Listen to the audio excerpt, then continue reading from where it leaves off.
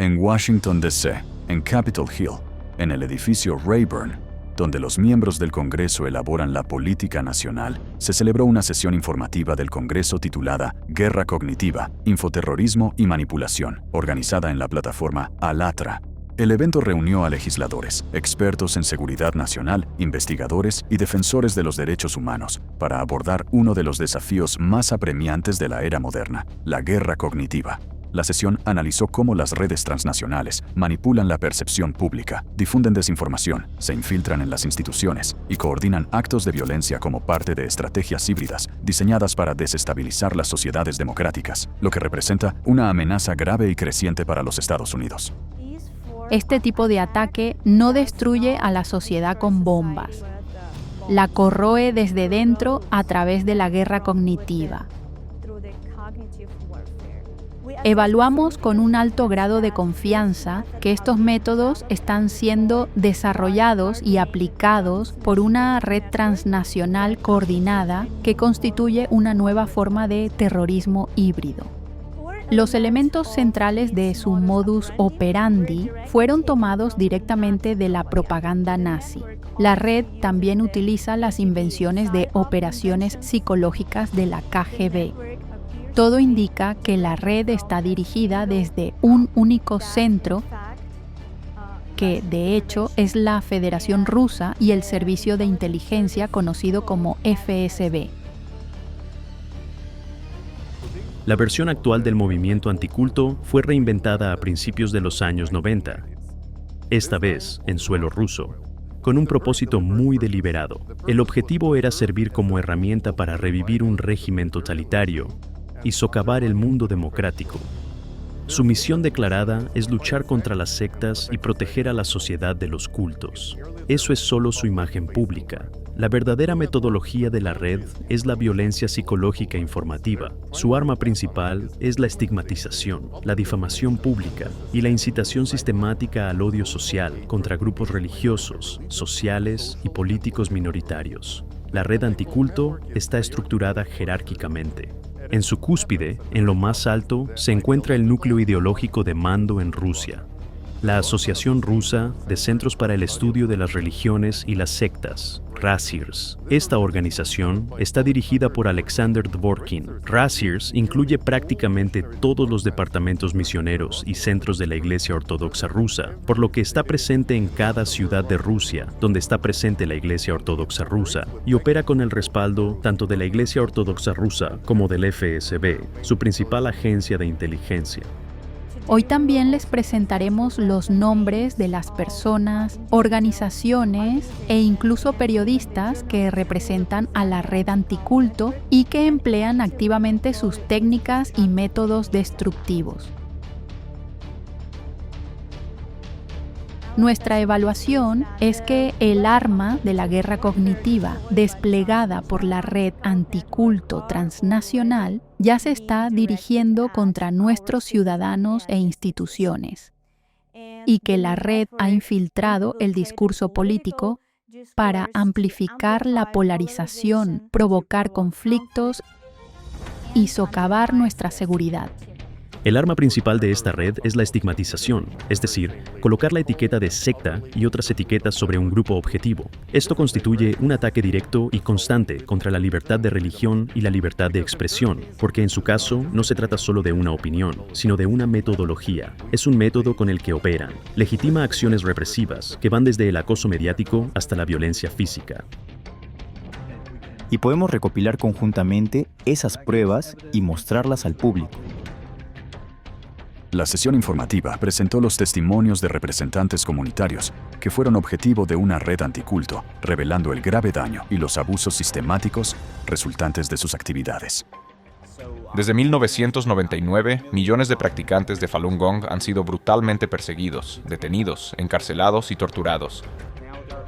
Actualmente hay más de 5.200 casos de muerte bien documentados debido a torturas y abusos.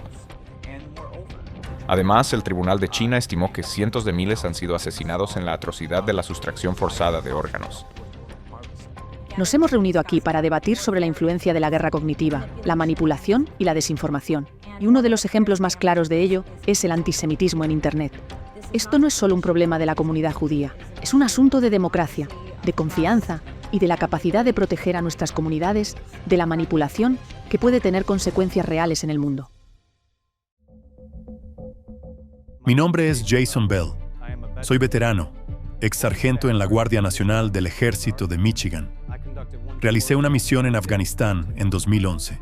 Concluí mi servicio en el destacamento del 46º Comando de Policía Militar en Light Guard Armory, realizando honores fúnebres para muchos de nuestros veteranos, hasta mi separación en 2016. Actualmente estoy finalizando mi licenciatura en la Universidad de Michigan en educación secundaria. Mi esperanza es devolver algo a nuestro país, que tanto me ha dado. Como alguien que defendió esta nación, nunca imaginé que tendría que defender mi derecho a ser voluntario libre y abiertamente. Eso es lo que me trae hoy aquí. Quiero compartir con ustedes un ejemplo concreto y real para que puedan comprender y sentir todo lo que han escuchado hoy, verlo en sus hijos, en su propia vida y entender que esto puede suceder y sin duda sucederá si no tomamos ninguna medida. Se trata de acciones concretas de los anticultistas, que ya se han debatido en detalle, y por supuesto, del principal adversario de los Estados Unidos, el FSB ruso. A causa de sus acciones, tanto aquí como en el extranjero, he enfrentado hostilidad, desprecio y persecución relacionadas con mi labor de voluntariado en el movimiento internacional social Alatra a lo largo de 5 años.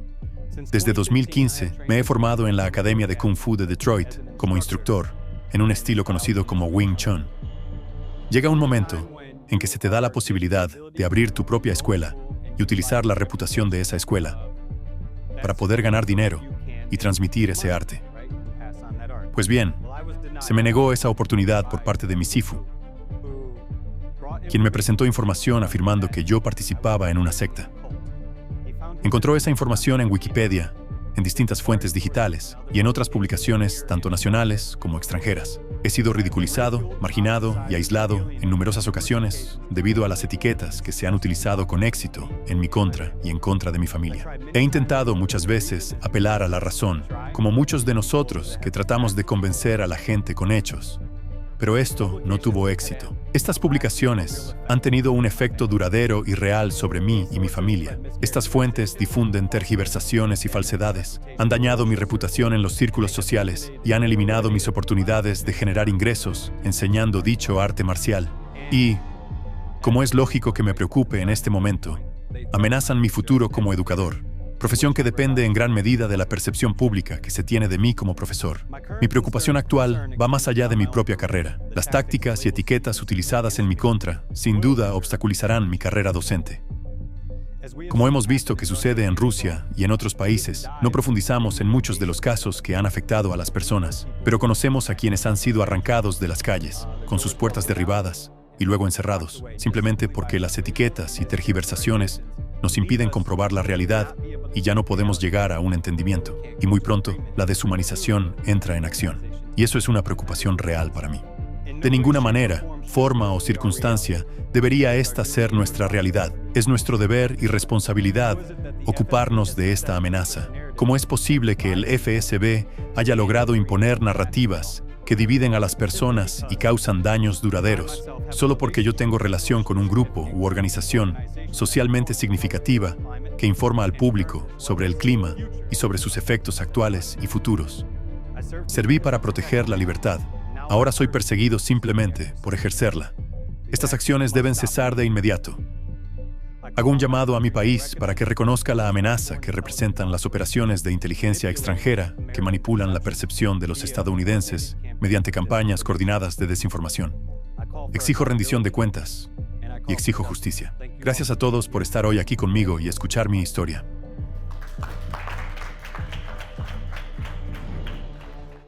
La influencia de la red se extiende hasta los niveles más altos. La sesión informativa detalló el caso de Jakub Jal, presunto agente de la red en Europa. A pesar de las graves acusaciones penales, no fue investigado. En lugar de eso, fue protegido. Los testigos informan sobre violencia sexual sistemática contra niños de entre 8 y 13 años. Los testigos describen que Jal administraba en secreto inyecciones de sustancias desconocidas a los niños en una habitación aparte. Los testigos relatan que cometía actos de crueldad sádica, incluido matar perros callejeros y obligar a las víctimas a participar en la coprofilia. Consideren la historia de una niña a la que el documental llama Violet. Con solo 13 años, según ella, fue violada por Yal, quien primero puso algo en su agua sin que ella lo notara de inmediato. Luego la violó varias veces y, cuando ella intentó escapar, Yal la cortó con un cuchillo. El documental muestra a Violet relatando este trauma, cuyas cicatrices físicas y emocionales aún lleva consigo años después. Uno de los aspectos más impactantes de este caso es la razón por la que las víctimas guardaron silencio. ¿Por qué no acudieron a la policía? Porque, según explicaron ellas mismas a los periodistas, el desequilibrio de poder inherente, heredado de las dinámicas coloniales, les enseñó que la palabra de una persona blanca procedente de Europa siempre tendría más peso que el testimonio de niños locales pobres. Yal, según creían, era intocable. Los testigos afirman que utilizaba fotos de niños africanos sonrientes para solicitar donaciones de europeos bien intencionados, recaudando una cantidad estimada de 2 millones de coronas checas, unos $85,000 estadounidenses. Pero, según estos testigos, nada de ese dinero llegó a los niños. En cambio, se usó para financiar el estilo de vida personal de Yal, para comprar drogas que él distribuía entre los jóvenes, algo que fue documentado por los líderes locales, y existe un documento oficial con cargos por tráfico de drogas en su contra. Es importante señalar que utilizó el dinero que recaudaba como donaciones para ayudar a los niños, para sobornar a funcionarios locales, con el fin de garantizar su silencio y complicidad. Los testimonios de Violet y de otros niños de Moshi podrían haber desaparecido fácilmente, sepultados por el miedo, la pobreza y la indiferencia sistémica. Pero no desaparecieron gracias a la intervención del movimiento internacional social ALATRA, un movimiento que también participa en la defensa de los derechos humanos. Cuando se estrenó el documental de Assam Rapishava, los voluntarios de ALATRA asumieron el papel de amplificador global, asegurando que las voces de Tanzania llegaran al público internacional.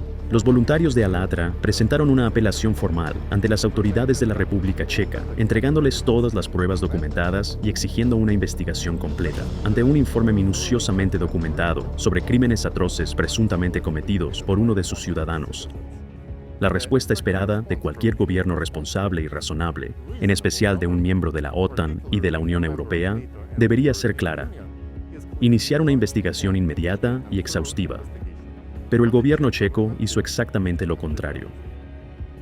Lo que presenciamos fue una campaña deliberada de obstrucción y negación, y una impactante inversión entre víctima y agresor. El gobierno checo, encabezado por su máximo responsable de las fuerzas del orden, eligió exonerar públicamente al presunto abusador sexual en serie de menores y, al hacerlo, envió un mensaje escalofriante a las víctimas: sus voces no importan. Al mismo tiempo, esto también dio a entender a los agentes anticulto vinculados al FSB en Europa de que pueden gozar de plena protección e impunidad por sus actividades inhumanas, sometiendo a esos niños a una segunda forma de violación. Su trauma fue negado, su credibilidad atacada y su sufrimiento considerado menos importante que la reputación de su presunto agresor. Este fracaso legal está indisolublemente ligado al racismo sistémico. Con sus acciones, el gobierno checo creó una jerarquía de facto del valor humano. La reputación de un ciudadano blanco europeo fue priorizada pública y forzosamente por encima de los testimonios jurados y documentados de decenas de niños africanos negros. La implicación es asombrosa. Las instituciones democráticas están siendo utilizadas para proteger a los agentes de un servicio de inteligencia hostil. Esto no es un problema europeo. Es un peligro claro y real para los Estados Unidos. Una red capaz de garantizar la protección de sus agentes en Europa puede difundir desinformación y manipular la política en América. Por lo tanto, recomendamos que el Congreso adopte las siguientes 4 medidas. Primero, se requiere con urgencia una investigación exhaustiva sobre la red anticulto y todos los actores asociados. Segundo, instamos al Congreso a iniciar de inmediato una investigación sobre las figuras clave dentro de esta red, comenzando por Yaqub Yal, y su protector político. Tercero, Estados Unidos debe utilizar toda su influencia diplomática para presionar al gobierno checo y a la Unión Europea a fin de que dejen de obstruir la justicia. Debemos insistir en una investigación completa, transparente e internacional sobre el caso de Jakub Jal, de conformidad con sus obligaciones vinculantes en virtud del Convenio de Lanzarote. Esto debe incluir exigir responsabilidades a todos los funcionarios que hayan obstruido o suprimido las peticiones iniciales de investigación. La sesión concluyó con un llamado a una investigación internacional sobre la red y sus afiliados. El arma de la guerra cognitiva desplegada por la red anticulto transnacional ya se está dirigiendo contra nuestros ciudadanos e instituciones.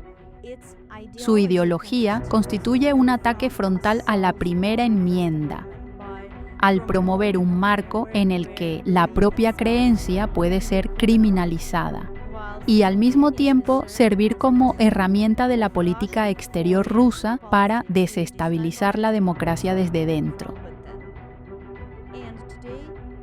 Y hoy ya no basta con simplemente estudiar cómo operan. Es momento de proteger de verdad. Es hora de defendernos de sus acciones y de salvar, por supuesto, a nuestra nación y a nuestras familias.